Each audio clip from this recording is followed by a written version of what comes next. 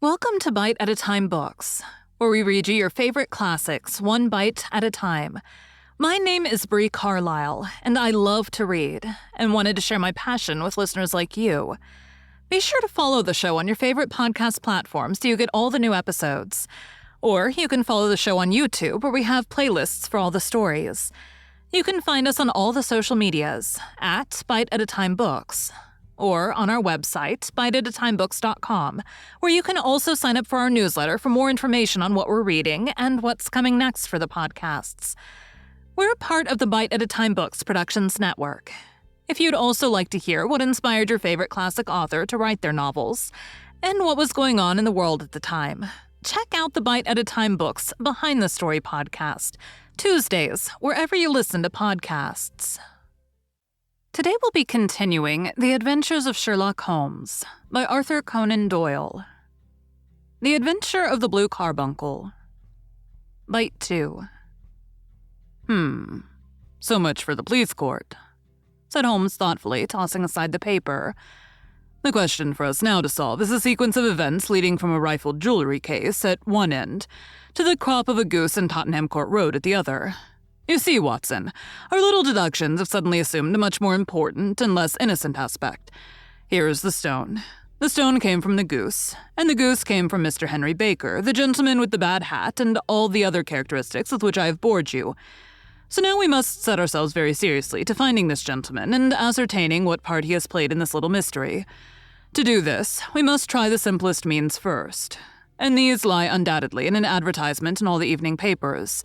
If this fail, I shall have recourse to other methods. What will you say? Give me a pencil and that slip of paper. Now then, found at the corner of Goodage Street a goose and a black felt hat. Mr. Henry Baker can have the same by applying at 6:30 this evening at 221B Baker Street. That is clear and concise. Very, but will he see it? Well, he's sure to keep an eye on the papers, since to a poor man the loss was a very heavy one. He was clearly so scared by his mischance in breaking the window and by the approach of Peterson that he thought of nothing but flight. But since then, he must have bitterly regretted the impulse which caused him to drop his bird. Then again, the introduction of his name will cause him to see it, for everyone who knows him will direct his attention to it. Here you are, Peterson. Run down to the advertising agency and have this put in the evening papers. In which, sir? Oh, in the Globe, Star, Pall Mall, St. James's Gazette, Evening News, Standard Echo, and any others that occur to you. Very well, sir. And the stone? Yes, I shall keep the stone. Thank you. And I say, Peterson, just buy a goose on your way back and leave it here with me, for we must have one to give to this gentleman in place of the one which your family is now devouring. When the commissionaire had gone, Holmes took up the stone and held it against the light. It's a bonny thing, said he. Just see how it glints and sparkles.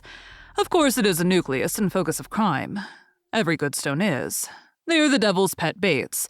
In the larger and older jewels, every facet may stand for a bloody deed. This stone is not yet 20 years old. It was found in the banks of the Amoy River in southern China and is remarkable in having every characteristic of the carbuncle, save that it is blue in shade instead of ruby red. In spite of its youth, it is already a sinister history. There have been 2 murders, a vitriol throwing, a suicide, and several robberies brought about for the sake of this 40-grain weight of crystallized charcoal. Who would think that so pretty a toy would be a purveyor to the gallows and the prison? I'll lock it up in my strongbox now and drop a line to the Countess to say that we have it. Do you think that this man Horner is innocent? I cannot tell. Well then, do you imagine that this other one, Henry Baker, had anything to do with the matter? It is, I think, much more likely that Henry Baker is an absolutely innocent man who had no idea that the bird which he was carrying was of considerably more value than if it were made of solid gold. That, however, I shall determine by a very simple test if we have an answer to our advertisement. And you can do nothing until then? Nothing. In that case, I shall continue my professional round, but I shall come back in the evening at the hour you've mentioned, for I should like to see the solution of so tangled a business. Very glad to see you. I dine at 7. There is a woodcock, I believe. By the way, in view of recent occurrences, perhaps I ought to ask Mrs. Hudson to examine its crop. I had been delayed at a case, and it was a little after 6:30 when I found myself in Baker Street once more. As I approached the house, I saw a tall man in a Scotch bonnet with a coat which was buttoned up to his chin waiting outside in the bright semicircle which was thrown from the fanlight. Just as I arrived, the door was opened, and we were shown up together to Holmes's room. "Mr. Henry Baker, I believe," said he, rising from his armchair and greeting his visitor with the easy air of geniality which he could so readily assume. "Pray, take this chair by the fire, Mr. Baker. It is a cold night, and I observe that your circulation is more adapted for summer than for winter. Ah, Watson, you have just come at the right time. Is that your hat, Mr. Baker?" "Yes, sir, that is undoubtedly my hat."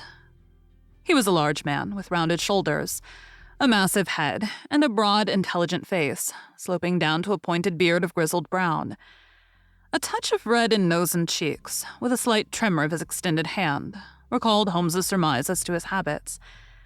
His rusty black frock coat was buttoned right up in front, with the collar turned up, and his lank wrists protruded from his sleeves without a sign of cuff or shirt. He spoke in a slow staccato fashion, choosing his words with care, and gave the impression generally of a man of learning and letters who had ill usage at the hands of fortune. "We have retained these things for some days," said Holmes, "because we expected to see an advertisement from you giving your address. I'm at a loss to know now why you did not advertise." Our visitor gave a rather shamefaced laugh. "Shillings have not been so plentiful with me as they once were," he remarked. "I had no doubt that the gang of roughs who assaulted me had carried off both my hat and the bird. I did not care to spend more money in a hopeless attempt at recovering them. Very naturally. By the way, about the bird, we were compelled to eat it." "To eat it?" Our visitor half rose from his chair in his excitement. "Yes, it would have been of no use to anyone had we not done so. But I presume that this other goose upon the sideboard, which is about the same weight and perfectly fresh, will answer your purpose equally well." "Oh, certainly, certainly," answered Mr. Baker with a sigh of relief. "Of course we still have the feathers, legs, crop, and so on of your own bird, if you so wish." The man burst into a hearty laugh. "They might be useful to me as relics of my adventure," said he. "But beyond that, I can hardly see what use the disjecta membra of my late acquaintance are going to be to me. No, sir. I think that with your permission, I will confine my attentions to the excellent bird which I perceive upon the sideboard." Sherlock Holmes glanced sharply across at me with a slight shrug of his shoulders. "There's your hat, then, and there your bird," said he. "By the way, would it bore you to tell me where you got the other one from? I'm somewhat of a fowl fancier, and I've seldom seen a better-grown goose." "Certainly, sir," said Baker, who had risen and tucked his newly gained property under his arm. "There are a few of us who frequent the Alpha Inn near the museum. We are to be found in the museum itself during the day, you understand. This year, our good host, Windigate by name, instituted a goose club, by which, on consideration of some few pence every week, we were each to receive a bird at Christmas. My pence were duly paid, and the rest is familiar to you. I am much indebted to you, sir, for a Scotch bonnet is fitted neither to my years nor my gravity." With a comical pomposity of manner, he bowed solemnly to both of us and strode off upon his way. "So much for Mr. Henry Baker," said Holmes when he had closed the door behind him. "It is quite certain that he knows nothing whatever about the matter. Are you hungry, Watson?" "Not particularly."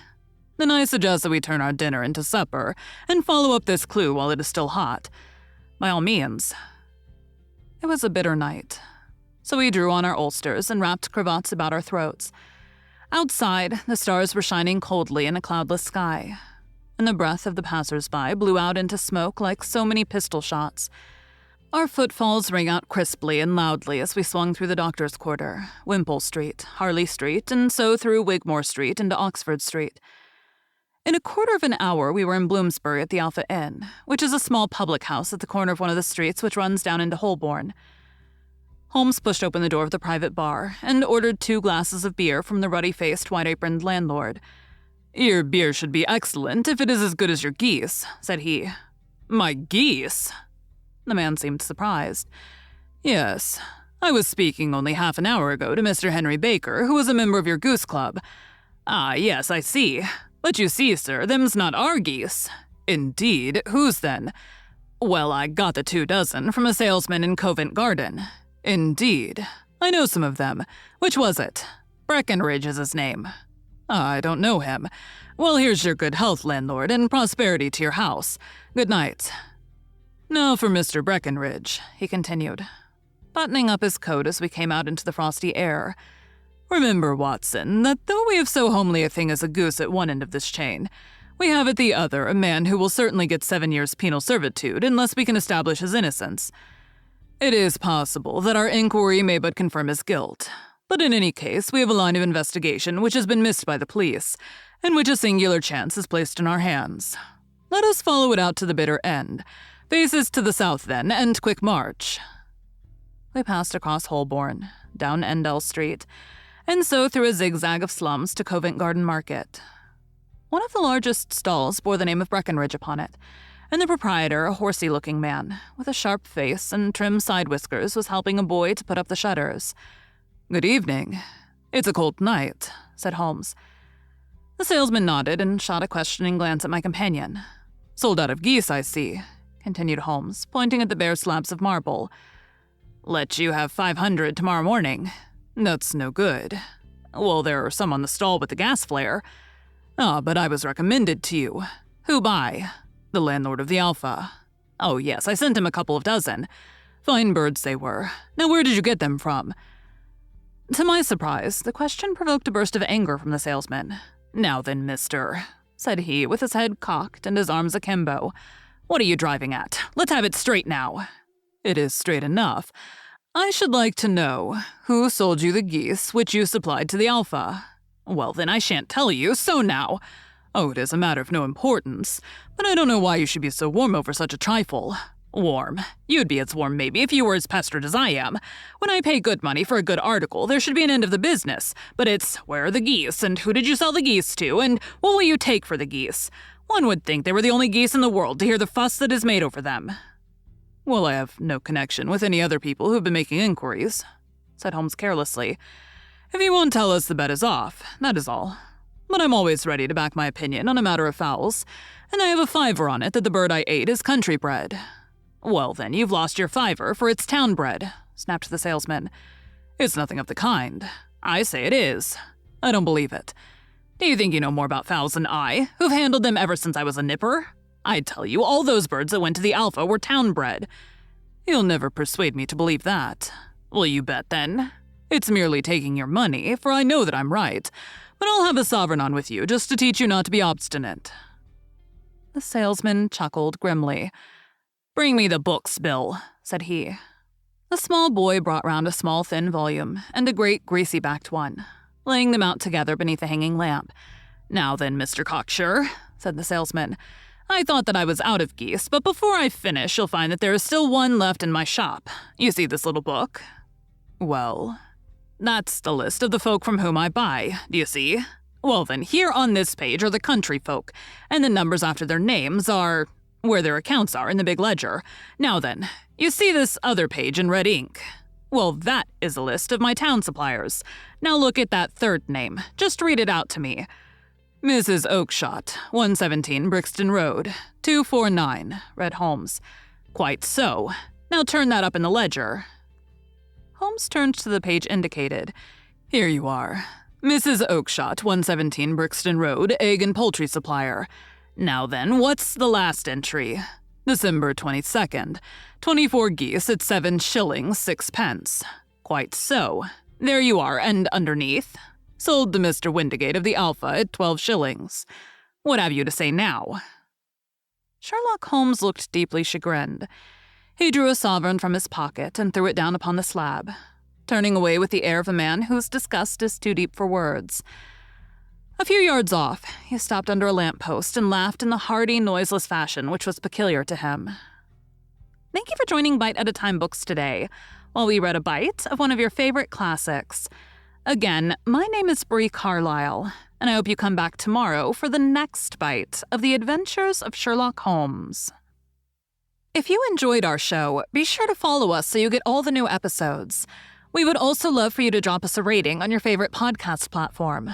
You can catch us on all the social medias at Bite at a Time Books, Or check out our website, biteatatimebooks.com, where you can sign up for our newsletter. Our show is part of the Bite at a Time Books Productions Network. If you would also like to hear about the authors who write the books we read on the show, check out the Bite at a Time Books Behind the Story podcast, wherever you listen to podcasts, or on biteatatimebooksbehindthestory.com.